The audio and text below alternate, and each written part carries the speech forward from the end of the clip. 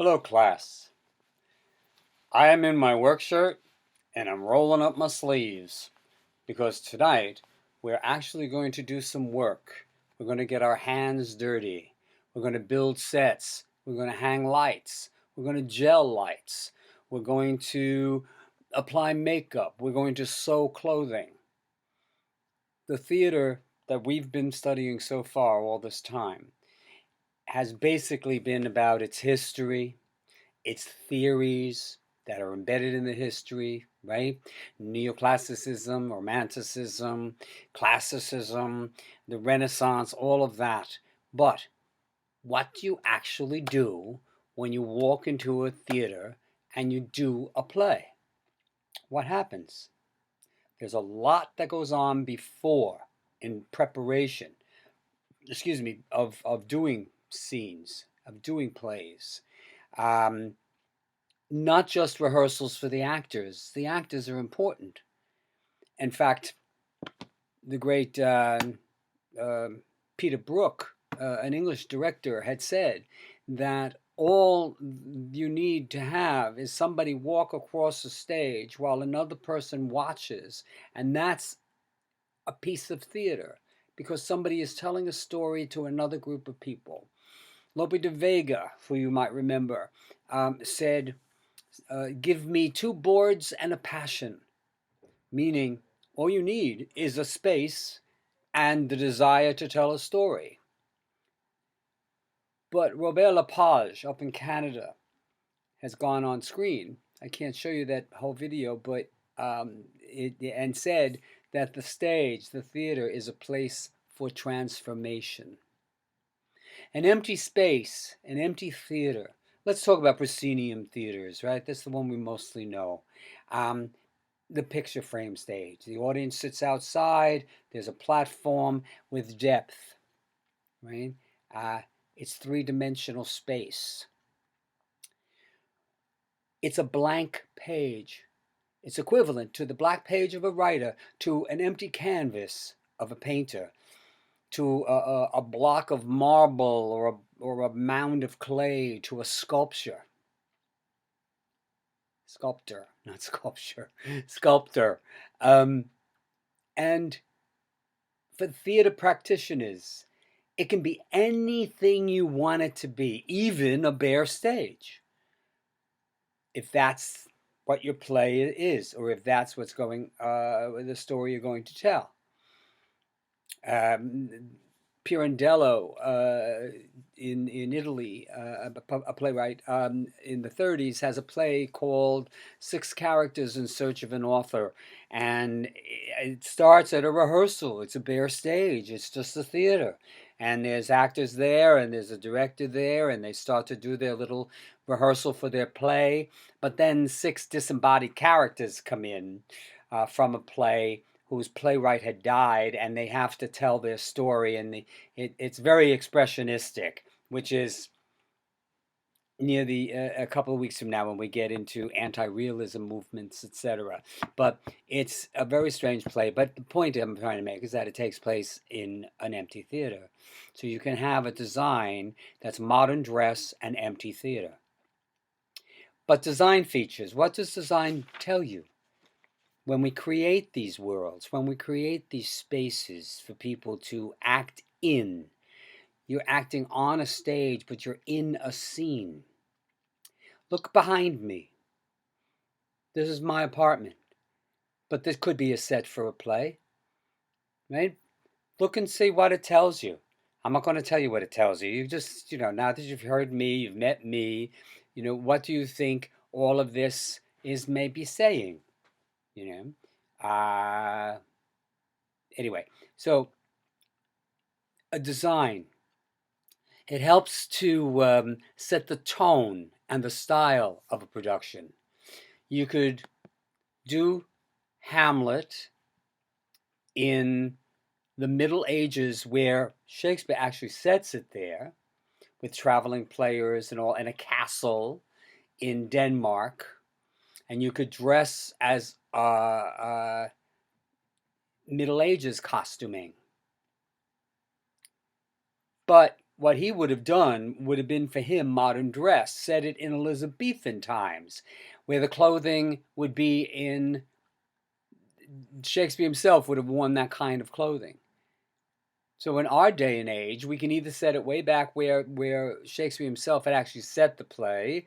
We could set it in the contemporary time of Shakespeare himself, which means that kind of a look, or we could do it in modern dress, our own way. Somebody did in fact, Denzel Washington came to Broadway one time to do Julius Caesar, and they did it in modern dress. The people in the Senate wore business suits, etc. You could set it in the 50s, you could set it in the 60s, you could do whatever you want. Audiences will accept whatever is given them to look at and to understand. And if you can come up with a concept, which is what directors usually do, a way to do the play that thinks they're speaking to modern audiences or whatever, then all the design elements should come together to help with that. So that's the style of the production. The tone. Is it going to be somber? Is it going to be funnier? You can turn Hamlet into a farce if you want to. You can go running around saying to be or not to be. That's the question. Make it funny. But of course you wouldn't do that, because then you're not being true to the author.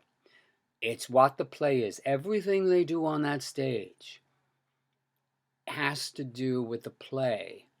The characters that the author created, the plot, the themes. It's all about the playwright and bringing the play to life on the stage. That's what makes theater different from everything else. You read a book, it's all there.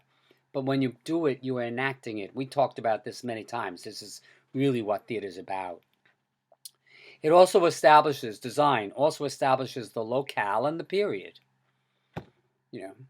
Are we in New York City today, or are we in New York City in the 1920s, or are we in the city in the 1860s? So design helps to establish that for the audience, its locale and its place, and the period, rather. The place and the time, location and period, it helps to do that. We talked about that in the very beginning when we talked about iconography. If you have a set that is a hotel room, every single hotel room in what was a Holiday Inn hotel room, they all look alike. You could be anywhere. But if you open the window at the back and there's an Eiffel Tower out there, then you know you're in a Holiday Inn in Paris. Right? So that's about the location and establishing where we are, and the time frame as well. And this goes with the design concept. The concept has to mesh with the director's concept. I was in a production once of Hamlet. I played Polonius, Ophelia's father, and you might say prime minister to the king and the queen, chief advisor, etc. He's usually played as a bumbling idiot, and that's how I played him. But the thing is that this director came up with a concept. The concept was it all took place in a boxing ring. I missed the first rehearsal. I missed the first half of the first rehearsal when this concept, because of work, where the concept was described to the other actors, right?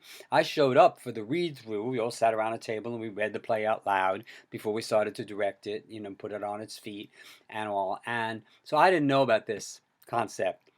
And we're in the theater rehearsing with folding chairs and stuff. And I come running down this side aisle and into the acting space. It was a black box theater. It wasn't proscenium, so we were on the floor and the audience were on a couple of risers, and it was 3/4 round, 3/4 square really.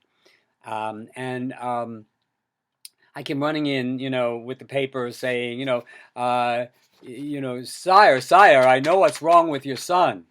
He's in love with my daughter. Here's the proof, the letter, and all that. I came running in, and the director finally stopped me and said, I've got to tell you something. Remember now, you have to go under the ropes. Don't come in so fast with your line. You have to take the time to come under the ropes. And I looked at him and I said, what ropes? What are you talking about?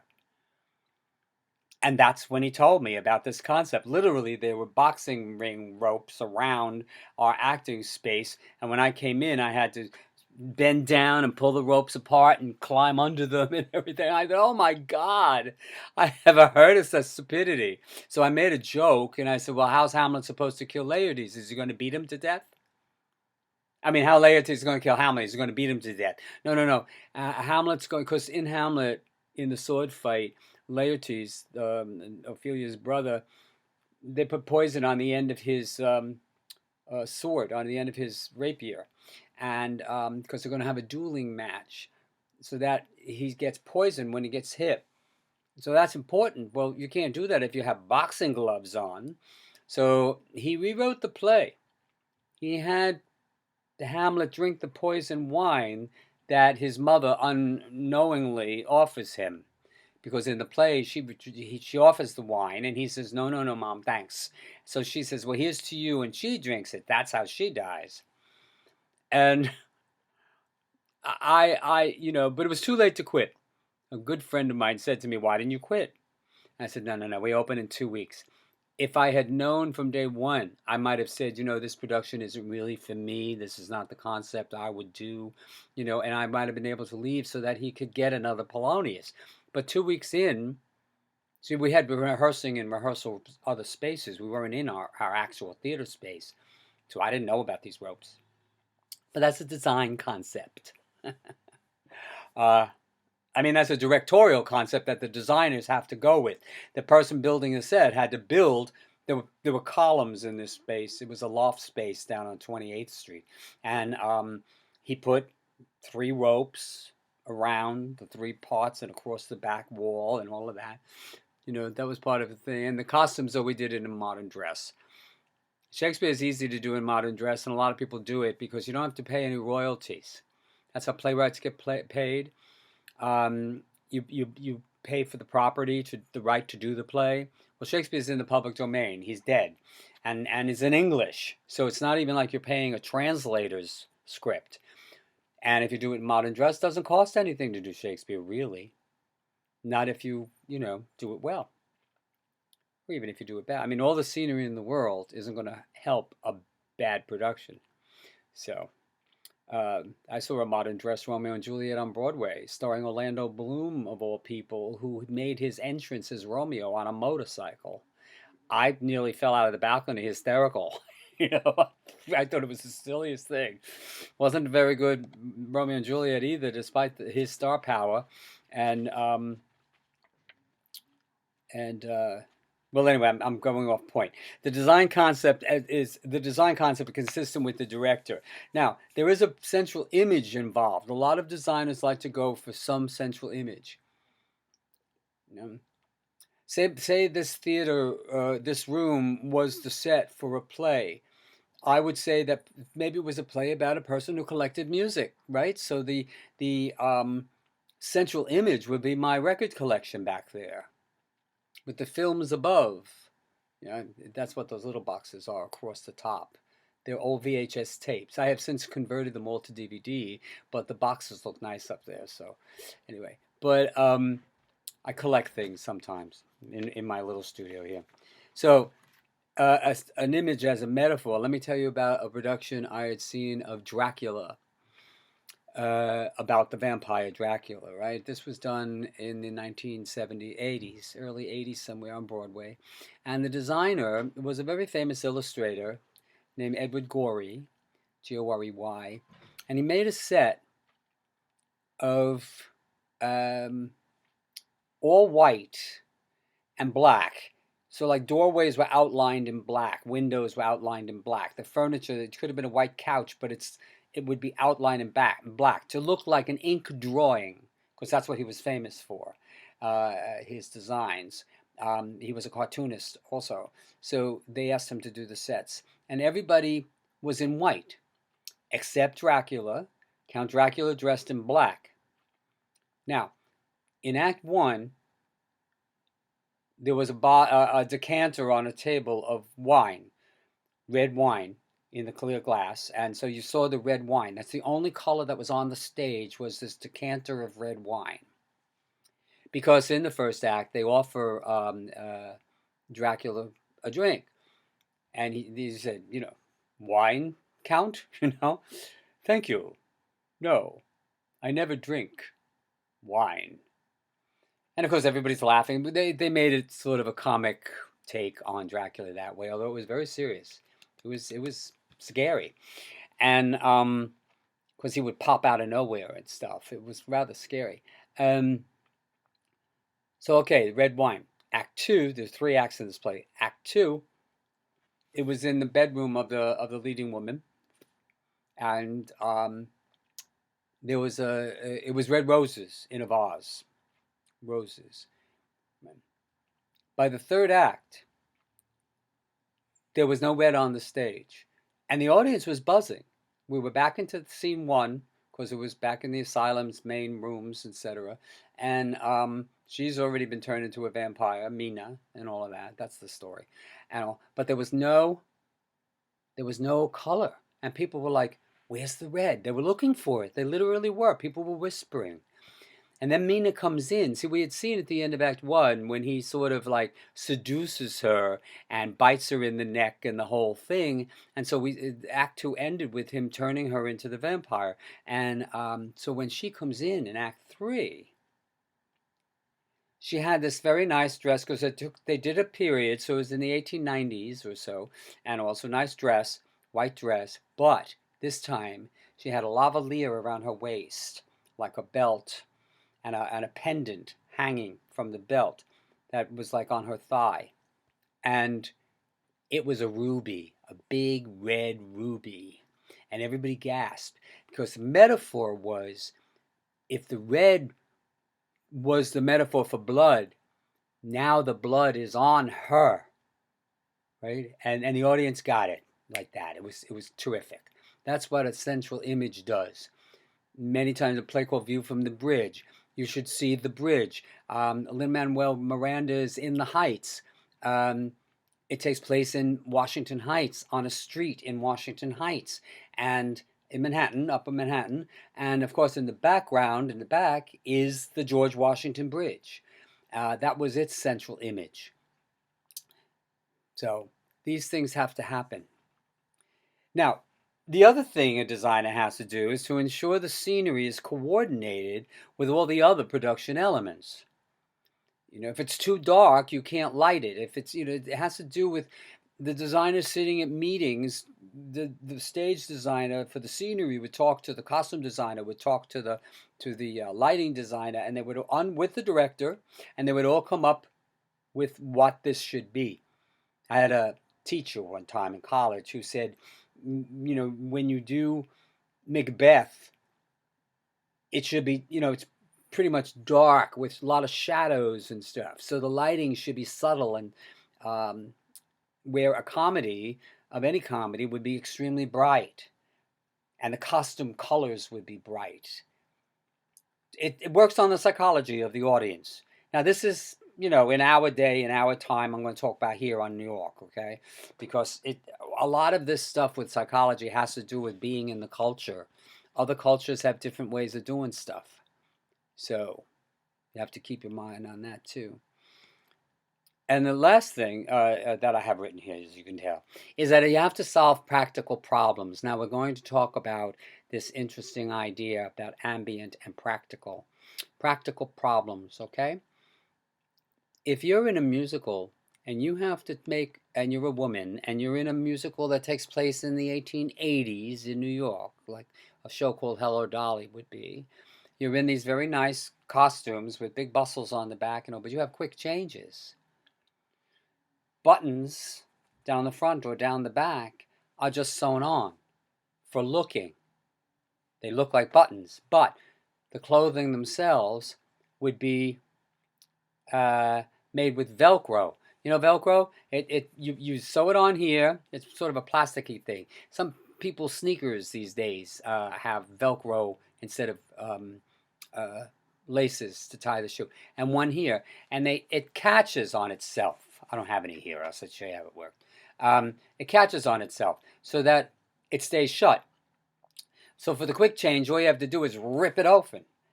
They still stay there, but they're not together anymore. And it's easy to then get out of the clothes and get on the new clothes very fast. So that's a practical problem. Now, what I'm talking about, um, oh, again, the same play, Hello Dolly, right? She's supposed to be eating, and Dolly Levi, she is a comic character. She's eating, and she had a very fancy restaurant, but she ordered a lot of food. And there was a scene for the actress uh, created for her where she was going to eat all these dumplings, heavy potato dumplings. So she'd stick a fork in and she'd put them in her mouth, and then she'd repeat it. And then she'd be sitting there chewing, right? But one after the other. How they did this was off stage, there was a cotton candy machine. And they made the dumplings, white dumplings, out of cotton candy. And if you've ever had it in a fun show, in a fun fair or Coney Island or someplace, some of you may know it as candy floss, but here we call it cotton candy. It dissolves the minute you put it in your mouth. So when she put the whole dumpling in her mouth, because they were like that big, right, in her mouth, it really would disappear. But she would blow out her cheeks and as if she were eating. And then she put more in and more in until it became a common. People were rolling in laughter and wondering how she's looking like, oh, we got to eat these. And it was a very funny scene. But that's solving a practical problem. You have a scene. How are you going to do that? You know? Again, I was involved in a show in college, this was years ago, where it was going to be in a theater in the round they created in a dining room. We were experimenting back in the late 60s in our theaters about where to put these audiences and make theater in the round and other kinds of arrangements. And read that section in the written thing I just sent you about spaces, because that's important. And of course, the first thing you have to know is the kind of theater you're going to be in if you're going to design for it. Anyway, people had to sit and eat ice cream, pistachio ice cream. Now, ice cream, especially if the lights are like right there, will melt under heavy theater lighting. It would just melt.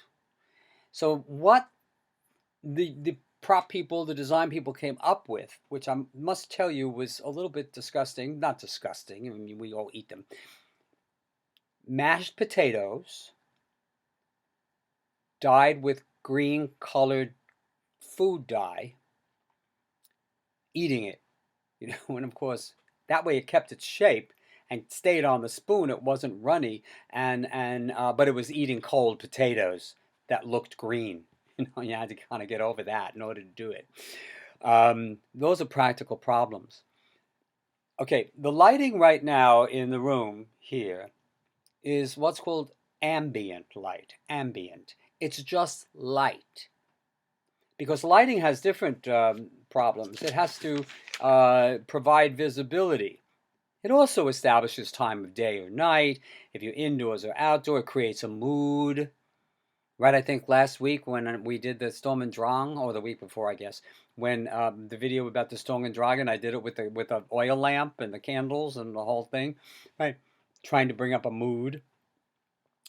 And you can focus people on stage. I mean, if I have a light here. Well, I had to set up the lighting so that you saw me. That's the visibility. You're seeing me in two dimensions, but on a stage, I would have to be lighted three-dimensionally. Human beings are three-dimensional, and the whole thing about theater, as opposed to film and stuff, is that you're being lighted to move about. You're lighting three-dimensional objects in a three-dimensional space that's being perceived three-dimensionally by the audience. So you have to light me from the back. You have to light me from the sides, and stuff like that. Right? So that gets a little bit more specific with lighting. I want to talk to you about ambient. Okay, ambient, right? And mood setting. I'm going to get up, so I'm not going away. I think you can still see me back here. Can you? I think you can. Uh, yeah. Create a mood.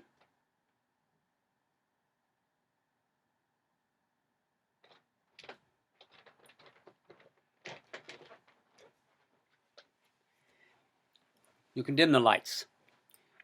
Lighting for, I don't know, 1500, 2000 years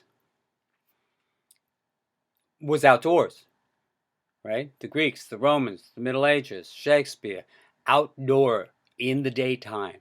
The sun was the lighting.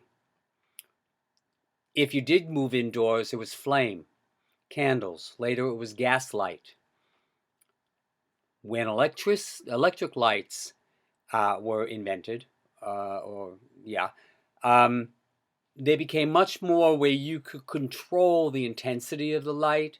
You could control the color of the light. There's a piece of gelatin called the gel that colors the light. I wish I had the lamps here with me.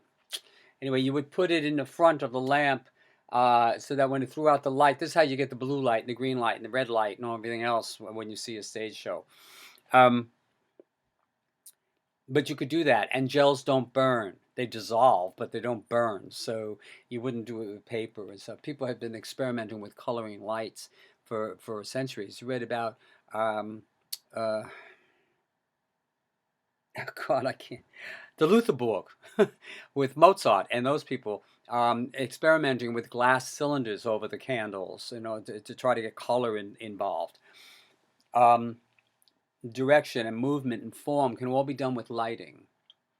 Now, this is ambient light. It's the lighting that just surrounds you. It just happens to be there. You're not even supposed to notice it until I did something like that with it, right? But I'm going to use this little lamp, this little store-bought lamp. Sometimes an actor has to actually walk into a set and walk across the stage and turn on a light. He has to actually go and turn it on, turn it off, right?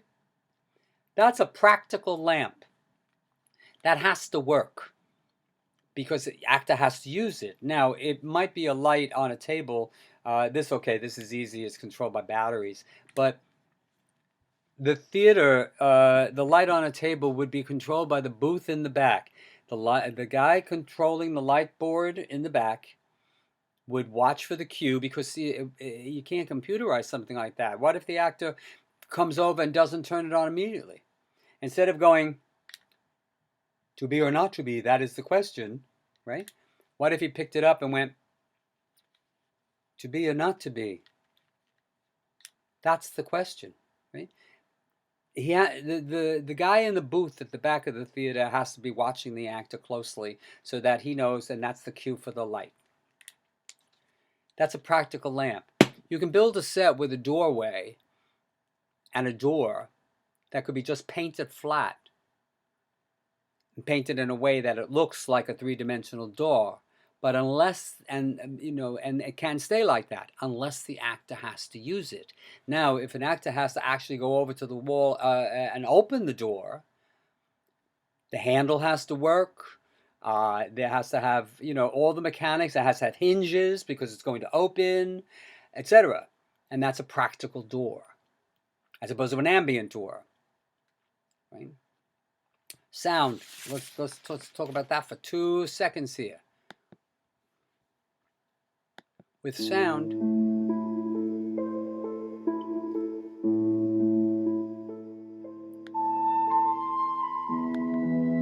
pretty music, right?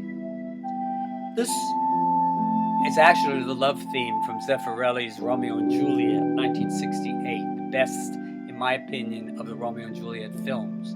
Is beautiful. But see it if you want. It's love music. You can hear it.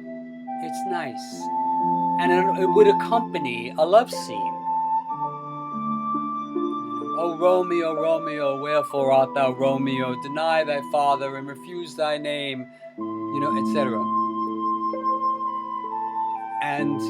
But that's ambient. Let me get this off. It's not a music class. Now, you could do that if you had somebody come in and sit down and go to the YouTubes or whatever and put it on, and it's a scene, or open a play with somebody putting an old, an LP on a turntable and starting the music with the needle and all the rest of it. That makes it practical. Now you could put a speaker in where the radio should be. In fact, there's a little video about sound with Osage County. You should watch that because the woman explains about putting speakers inside of radios. Now, I'm just going to use this for a second. Okay,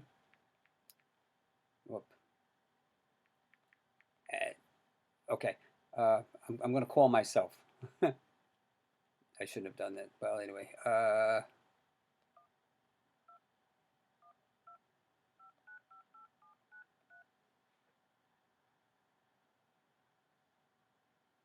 Why didn't it ring? Oh.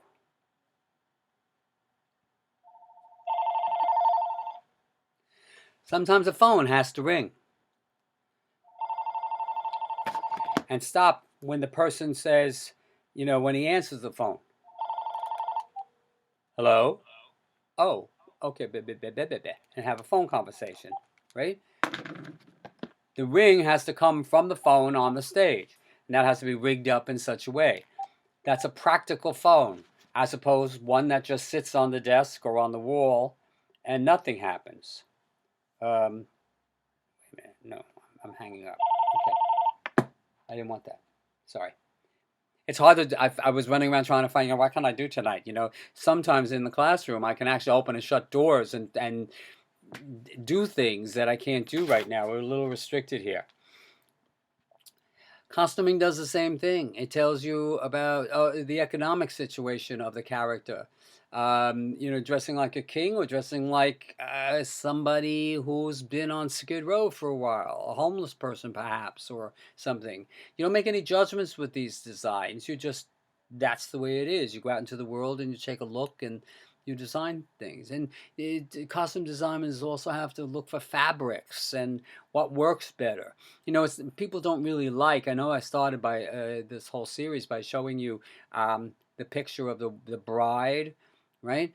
They don't like pure white on stage is not really good. Sometimes wedding dresses are a little off-white, ecru color. They'll look like white to the audience, but not really blazing white, because one of the problems, when you mix pigments to make paint, say, you put all the colors together, you get black. But if you light all the colors together, you mix the light, green light and yellow light and amber light and blue light and all that, you get white. So it becomes even more white, kind of blinding white. So that doesn't work very well. So there's that sort of thing. Really the YouTubes will help a lot, because like I said about getting dirty, yeah, we build things. You build costumes. You build scenery. Besides designing it, then. Oh, that's right. That's what I should talk about. Besides design, that's all very well and good. You've got somebody who makes a lovely drawing of a dress on a character, and he might even say this has to be made out of silk, or this might be made out of cotton, and and he might even pick the swatches of fabric and all. But it goes to a costume shop where the people working there actually make the costume. We call it building a costume. Same with the setting. You could design a set. You could build a nice little model of the sets, so the actors know.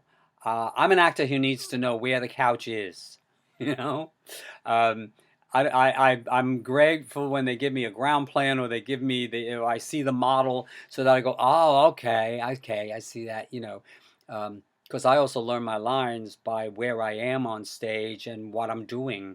I've often had arguments with people about line learning that way. I mentioned that before, I think, but I still have that. So, you know, you can't say, "Oh, good to see you. Come in, have a seat," without knowing, like, "Oh, good to see you. Come in, have a seat." Point to the seat, you know, so you know where the seat is. So, how do you learn that line, right? So,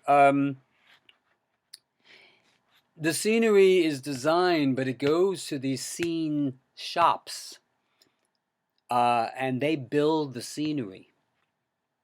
A lot of them are outside of Manhattan. They're up in the Bronx or they're over in New Jersey, or even in Brooklyn and Queens, because it's where you can have a large space like a warehouse, so you can build a whole room in it.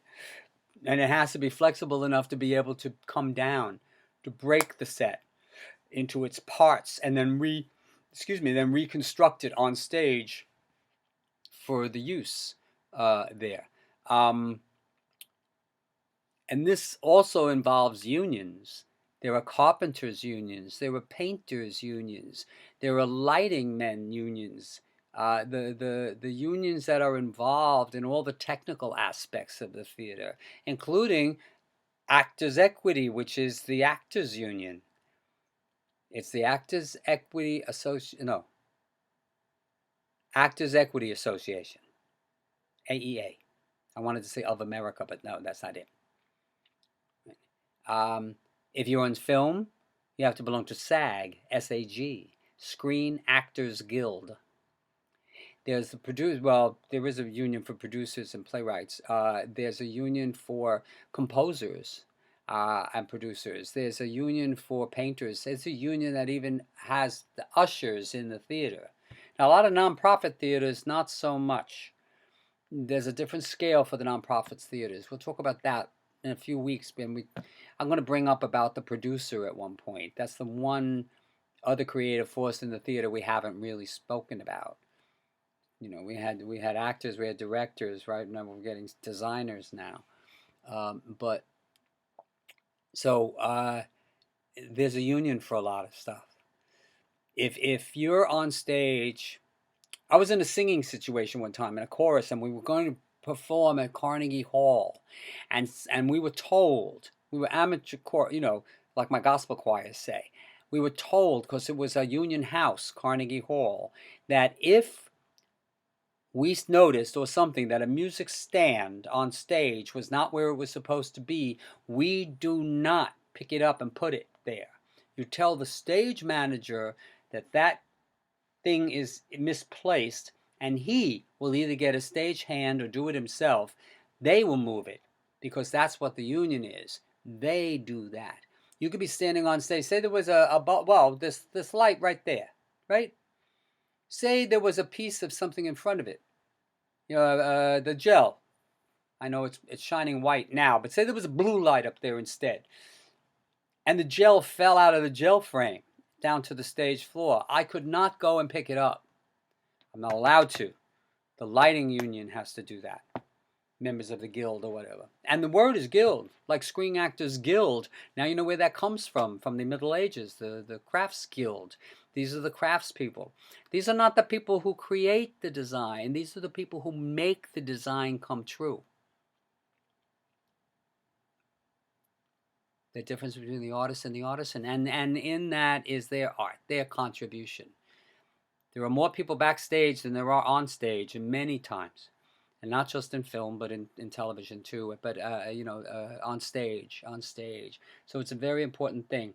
Related to costume, also things like hairstyles. There are hairstylists, makeup artists. Most actors do their own makeup, by the way, in the theater, unless it's special makeup, like if you're a cat in the musical Cats, if you're the Phantom of the Opera himself, where you have to have your mouth all distorted and everything. Somebody may come in and create that for you. I think that's more and more happening in the theater because of film.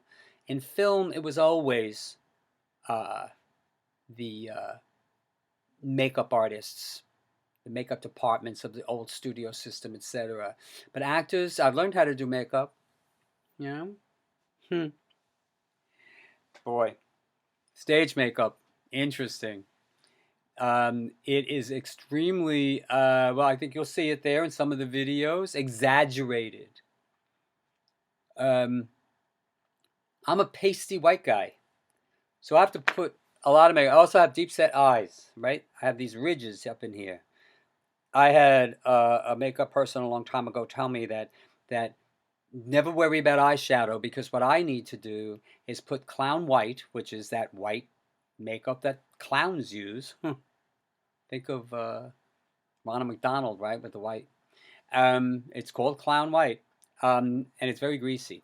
To put it up in here, you put it there instead of a colored eyeshadow, because see, we have to redefine ourselves. People have to be able to see us from far away up in the balcony, right? So you over exaggerate your own features. You have to put shadow here, not shadow, but highlight up here on your cheekbone, and then some shadow underneath it to make that cheekbone pop. The lines, because I'm older now, so now I really got lines, and I got crow's feet and everything. It's an interesting process. I kind of like it because you are being Halloween. You are becoming somebody else, and oh, back to the clown white. Yeah, and he said to me, always use clown white in your eyes and keep your head up because of the lighting. Otherwise, I throw shadows on my eyes. So, and again, that's not very good.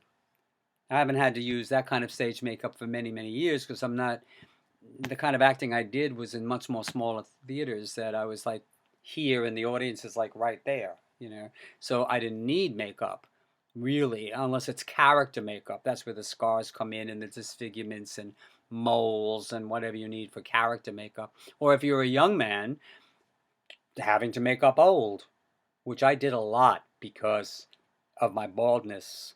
I always was playing people's fathers when I was exactly the same age as the person. So, you know, one time I was in a musical called The Fantastics, and I was 20 years old, and I had a line saying, "My name is Matt. I'm 20 years old. I've seen, I've seen the inside of a leaf." That stuck in my head for some reason, and the reviewer in a little paper said that I was too old for the part. But I was 20 years old. I really was. So I was exactly the age of the character, but because I looked older, that's why I was kind of planning to go back to my acting with this retirement and with this, this free time. But then the pandemic struck and nobody's doing any theater anywhere. I would have gone back downtown to the little off Broadway theaters. Well, I use those terms a lot. I'm going to take this time just to tell you what that means, okay? Um, we'll do this again with the later with the producer, but let's do it here too. The designations, right? First, it was Broadway. It was just theater, and Broadway because of Times Square. Broadway runs through Times Square. There were only one, two, three, four theaters actually on Broadway: the Palace, the Winter Garden, the Minskoff, and the Broadway up at 52nd Street or something. Four theaters.